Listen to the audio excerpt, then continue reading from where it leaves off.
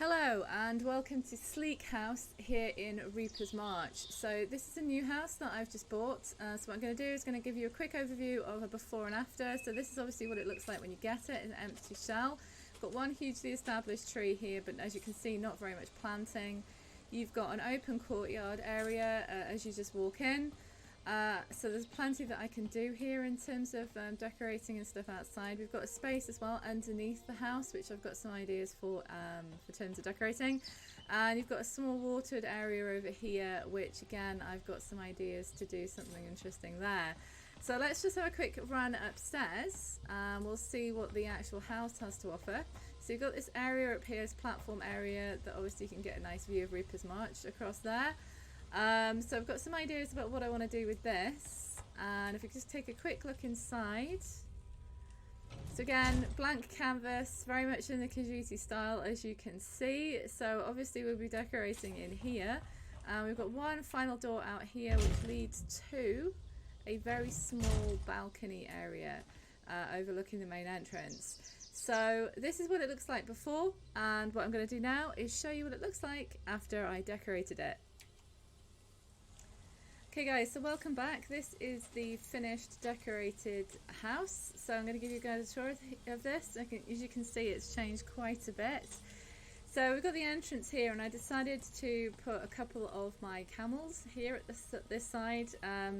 Rather than using some of the other mounts, I think the camels kind of get underutilized somewhat in the game, so I decided to put some camels here on display instead of some of the other mounts.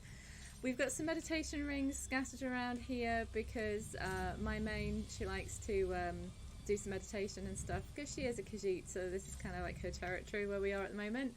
And as you can see, I've put here at the side some fishing poles and stuff, so because we are in Warkla and there's lots of good fishing spots here, so it made sense to have some fishing poles. We've got one of these beautiful old caravans, which I love, these Khajiiti caravans. Everything that you see in this house is elsewhere furnishings. I prefer it to the Khajiiti style, so all the elsewhere furnishings are in here, and some of the pieces are beautiful, which you will know obviously if you play the game. Got a lore object here, which again belongs to the elsewhere storyline. Now over here there was this pond, this sort of like waterway, which you couldn't really do very much with, so what I decided to do is build a kind of walkway. So we've got this walkway around here, and I put on the back wall a lot of ivy and stuff to add a splash of colour and to make it look a little bit more overgrown. But I also put in some of these elsewhere windows because during the day the sunlight comes through here and it cascades beautiful light across this walkway, and it just adds a little bit more detail to what was kind of like a very bland wall. And then over here I built a larger platform so that I could have this elsewhere fountain. So I do love my water features in my games, so all my houses have a water feature if I can get one in. So this one I've put here because it is, it's pretty to look at, and again I wanted it to look like it had been established in here for a long time, so there's lots of ivy and stuff. Right, if I go back down the other way, because it's actually easier to show you the other half of the outside if we go over this way. Obviously there I've got the statue of Chimera, which fits just nicely there in the middle of those two pillars, and of course we've got the Chimera the pet that we got recently. She's really lovely, I love her. The animations on this particular pet are really cool, by the way. If we stood here for long enough, she scrolls through quite a few different animations, but we're here to tour the house, not to look at the pets, so I'll just carry on. Again, we got some of these painted rocks and stuff, which again are part of the elsewhere storyline, and this is the other entrance to the house. So if we start from here, so we've got this underside section of the house which I wanted to do something with. So the first thing I did was put down some elsewhere flooring to make it a little bit more like more of a livable space. And as you can see, I've put a lot more planting around the outside. So things like these moon vines. I really love these moon vines. They're really pretty and they give like a splash of colour to everything. And then I used this as a kind of a planter, which I know you can use as a brazier, but I just wanted to make it look like a planter. And then I've scattered some rugs on the floor. I've got a low-level table here with a few decorations and stuff on it, and I went for blue lighting in here rather than the normal fire lighting, which I think complements it really well. Some beautiful elsewhere furnishings, like some of the chairs and the furniture. It's just the design on them. I love the elsewhere design of the furniture. So we've got a couple of chairs here. We've got some stools to sit on, some collectibles as well, as you'll see as we're going around. I love the chaise longue and stuff that you get as well. So there's plenty of places here to sort of chill out and relax. We've got the horn there, the replica horn, which again is a lore object. So if you play the game, you know where that's come from.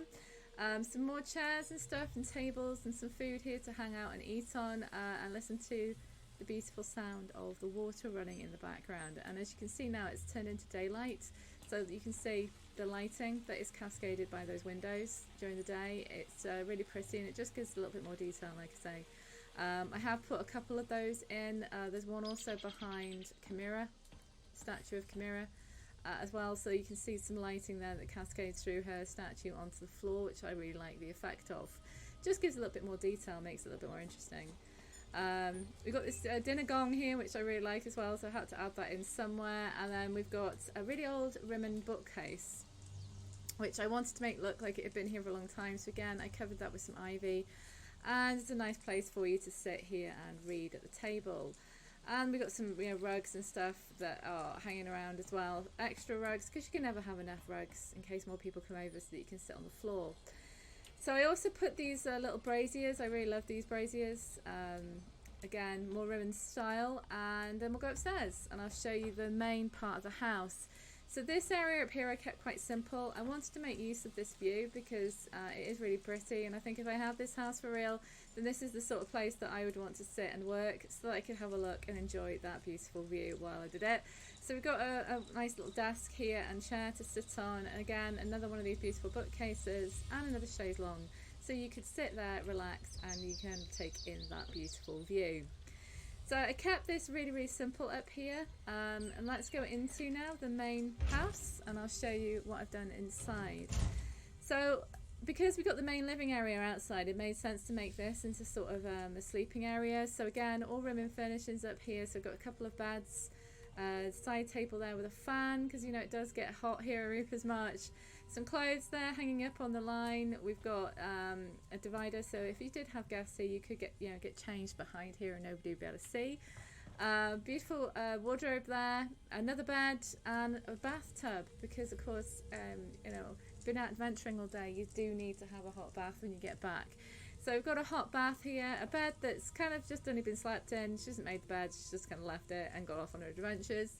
And a few beautiful trunks. I mean, look at the ornate detail on that. I think it's beautiful. The devs outdid themselves with the elsewhere furnishings. I really love them. And there's also this as well. The intricate detail on this trunk is really beautiful.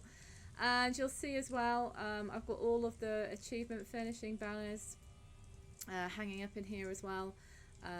Because my character, she has maxed out that area, because of course she is a Khajiit, so she'd be letting the side down if she hadn't really.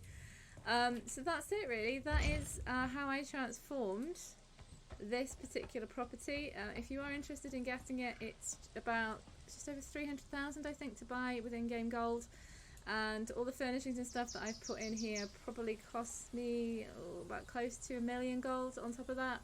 So if you have like 1.5 million spare, you'd have plenty of money to really do this place justice, I think. And it is a beautiful little house. It's a great one of the little starter homes. It's a classic home, so it's not huge, and it's a really good place to start if you're looking for a new house, or you're just getting into furnishings and housing in ESO. Then I highly recommend that you pick up this house. Anyway, I hope you enjoyed that, and I will catch you on the next one.